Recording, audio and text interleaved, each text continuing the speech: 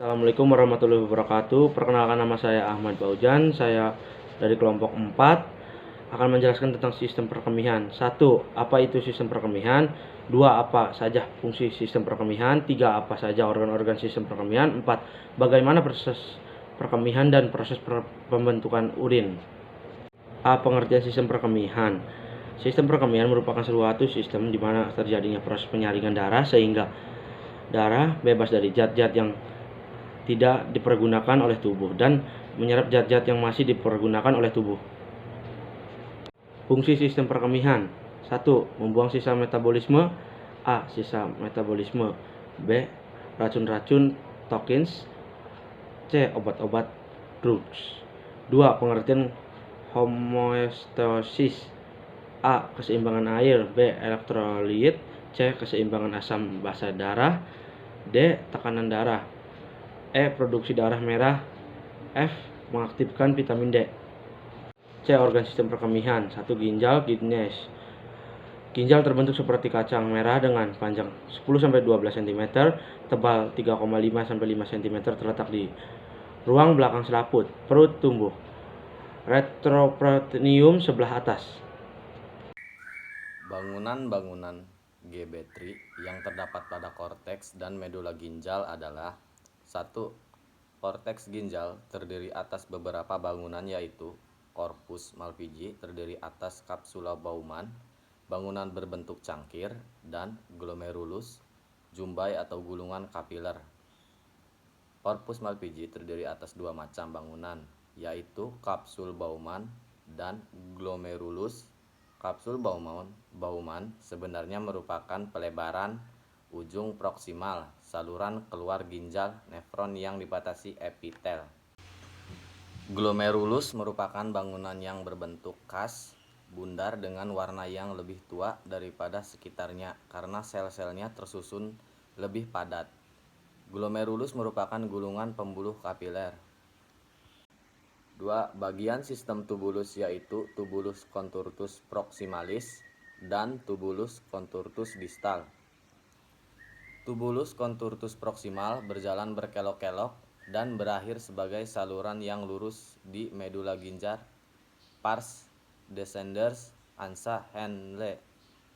Fungsi tubulus contortus proximal adalah mengurangi isi filtrat glomerulus 80-85% dengan cara reabsorpsi via transport dan pompa natrium, glukosa, asam amino, dan protein seperti bikarbonat akan direabsorpsi. Assalamualaikum warahmatullahi wabarakatuh. Perkenalkan, nama saya Andriana Rinugra. Dari kelompok 4 saya akan menjelaskan tentang medula ginjal.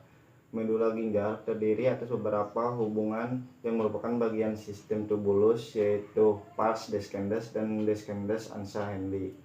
Bagian tipis ansa Henle, ductus excretorius atau disebut ductus Colligen, dan ductus papillaris Bellini. Fungsi ginjal yaitu ada 3.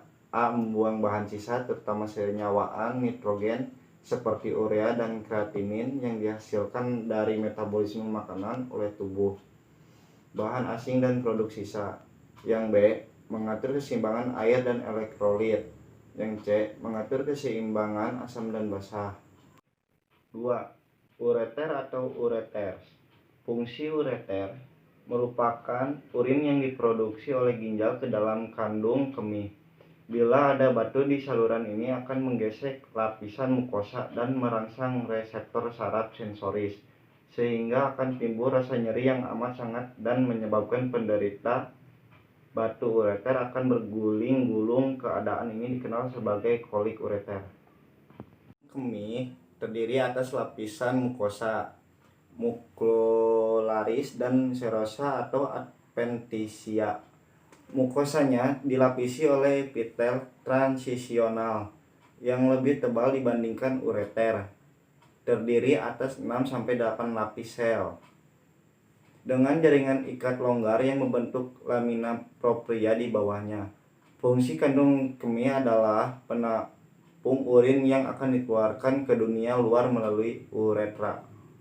Proses perkemihan. 1. Suatu proses refleks yang diatur oleh pusat-pusat refleks di otak.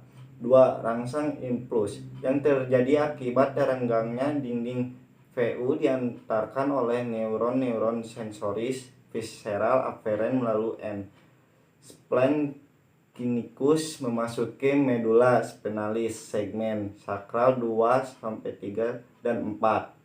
3. Rangsang saraf menyebabkan otot-otot polos VU berkontraksi M. Sphincter vesicae melemas. Neuron eferen parasimpatis mengambil jalan melalui N. Pudendus S2, 3 dan 4 menuju ke sphincter uretra. 4. Pengontrolan berkemih anak-anak mulai umur. Tahap pembentukan urin. 1. Proses filtrasi. Di glomerulus terjadi penyerapan darah. Yang tersaring adalah bagian cairan darah kecuali protein. Cairan yang tersaring ditampung oleh sympalbumen yang terdiri dari glukosa, air, sodium, klorida, sulfat, bikarbonat, dan lain-lain. Diteruskan ke tubulus ginjal. Cairan yang disaring disebut filtrate glomerulus. 2. Proses reabsorpsi. Pada proses ini terjadi penyerapan kembali sebagian besar dari glikosa, sodium, klorida, fosfat, dan beberapa ion bikarbonat. Prosesnya terjadi secara pasif atau yang disebut obligator reabsorpsi di tubulus proksimal, sedangkan pada tubulus distal terjadi kembali penyerapan sodium dan ion bikarbonat bila diperlukan tubuh. Penyerapan terjadi secara aktif atau yang disebut reabsorpsi fakultatif dan sisanya dialirkan pada papilla renalis. Yang ketiga, proses sekresi. Sisa dari penyerapan kembali yang terjadi di tubulus distal dialirkan ke papilla renalis, selanjutnya diteruskan keluar.